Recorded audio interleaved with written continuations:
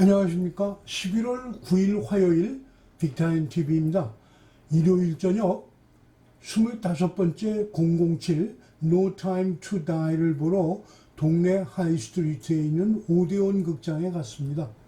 금요일부터 유튜브도 2주간 정지를 먹어서 기분도 우울했는데 개봉일부터 보려고 벼르던 영화에서 점심 식사 후 나갔던 공원 산책길에서 돌아오는 길에 극장 앞에 멈추었습니다.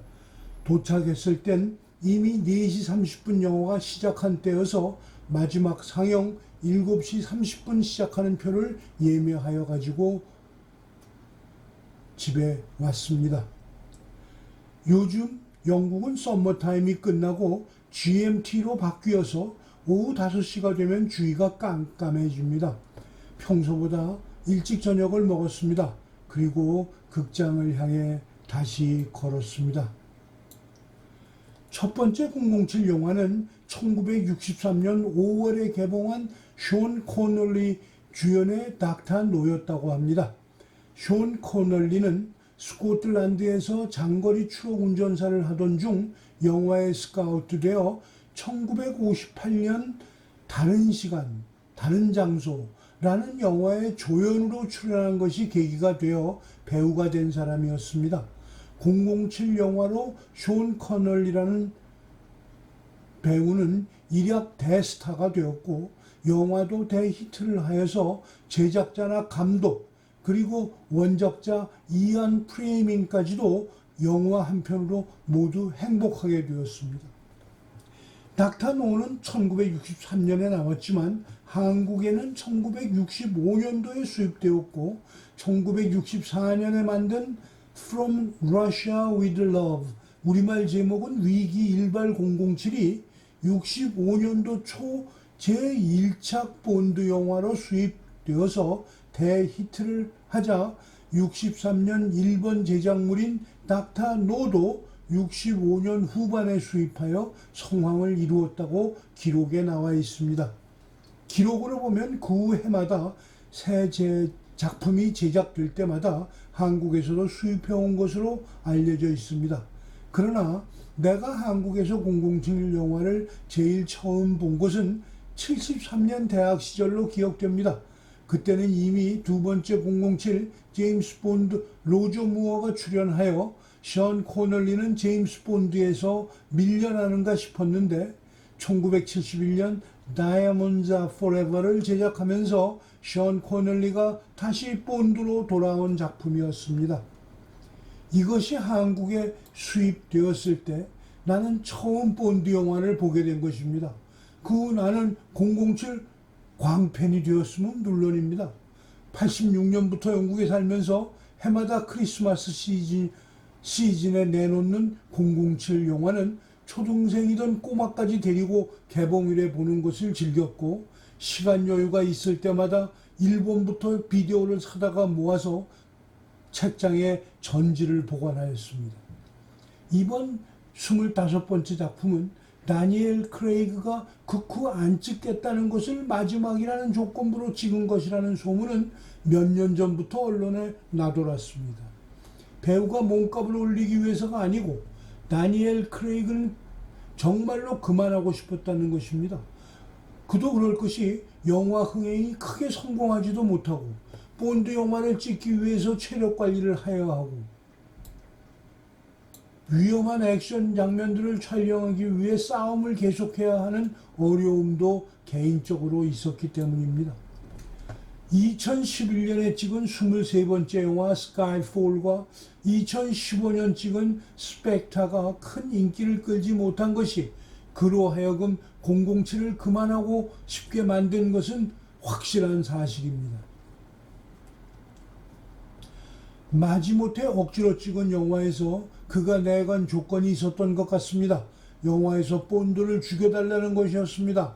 영화 제목은 No Time to Die지만 영화에서는 살아갈 시간이 있음에도 불구하고 본드는 화염 속에 산화합니다.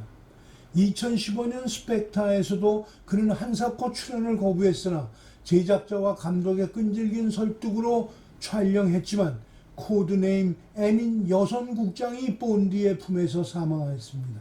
스펙터 마지막에 후임자 국장은 남자로 바뀌었고 국장은 은퇴하겠다는 007을 허락하고 여성 007을 뽑으려는 의도를 가지고 있었음을 보여주었습니다.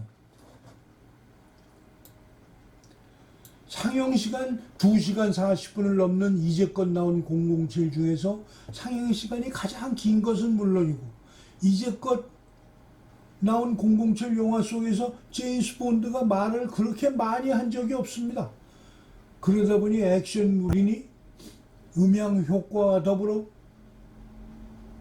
과장된 액션과 폭발 현장이 오히려 역겹기까지 합니다.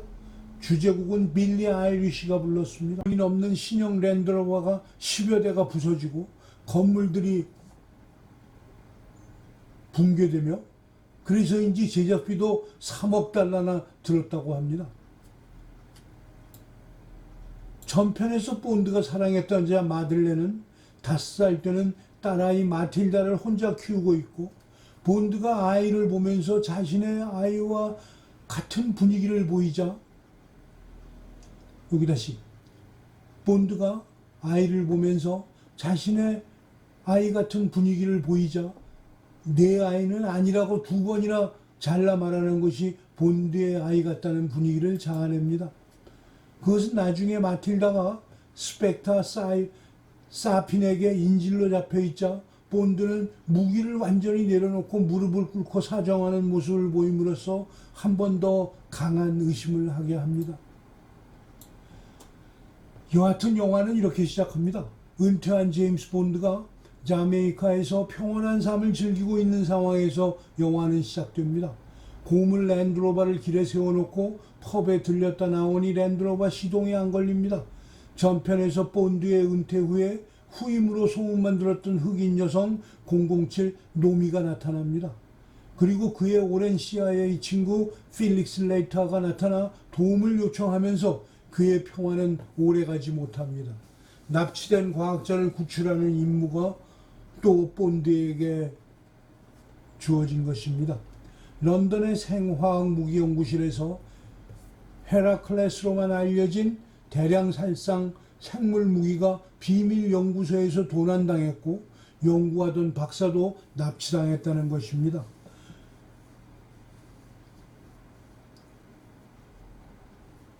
본드는 분사된 생화학 무기가 인간의 DNA를 집어넣어서 필요한 사람만 살해하는 무기임을 알게 됩니다.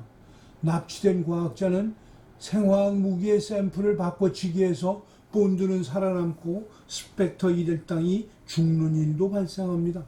노출되지 않고 커튼 뒤에 있는 악마 사피는 바보스러운 모습의 악역 배우 라미 말렉입니다. 이렇게 전편의 상황과 연결이 많은 007도 처음입니다. 본드의 여자사랑은 마치 원나잇 스탠드 하듯 짧고 열정적이어야 하는데 멜로드라마를 보는 듯 본드가 감상에 쌓인 말을 주절주절 많이 하니 지루하다 못해 어릴 때 순정 만화를 보듯 고루하기까지 합니다. 크레이그가 루이 암스트롱의 We Have All Time in the World의 스트링을 배경에 부풀어 오르게 하는 것 같은 대사를 말할 때 그것은 꼭 연애 편지 같습니다.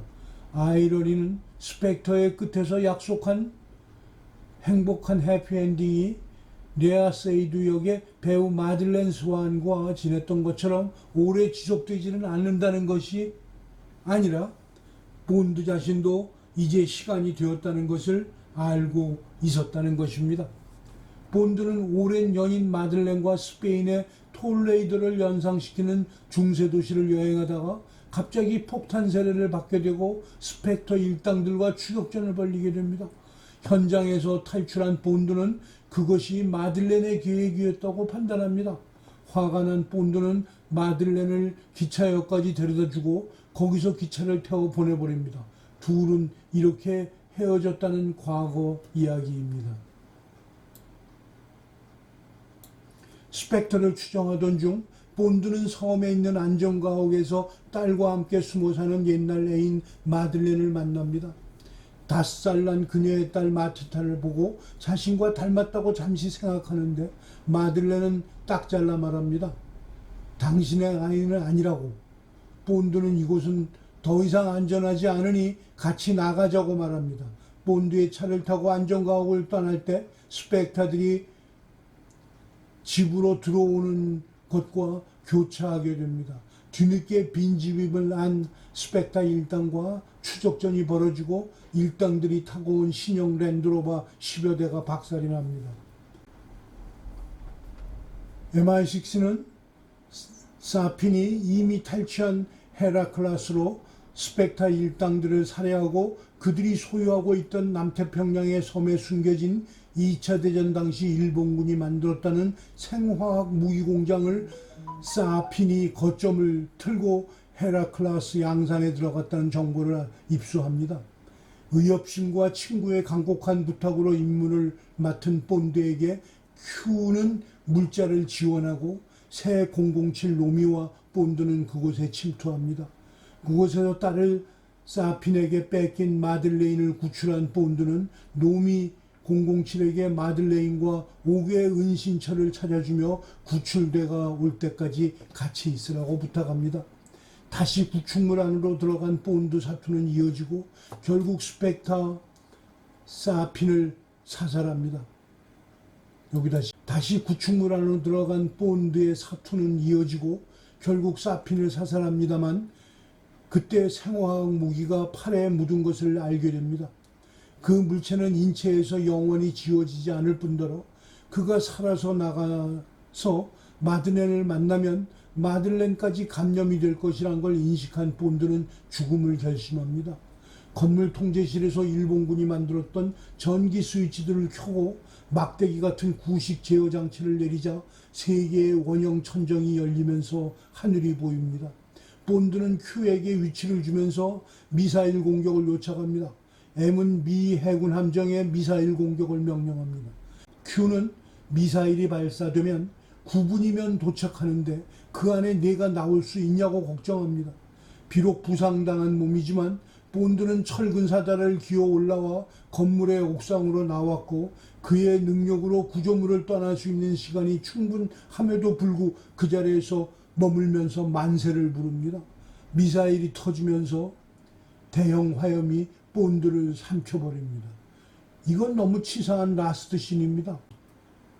3억 달러를 투자해서 본드로서 다니엘 크레이그는 죽었다는 것을 증명하려 했다니 너무 치졸한 발상입니다. 난 차라리 007 영화가 더 이상 나오지 못하는 장례식을 치렀다고 생각하고 육중한 극장문을 밀고 나왔습니다. 밤 10시 25분 런던의 11월 찬바람이 코를 스쳤습니다. 오늘 방송을 마치겠습니다. 시청해 주셔서 감사합니다.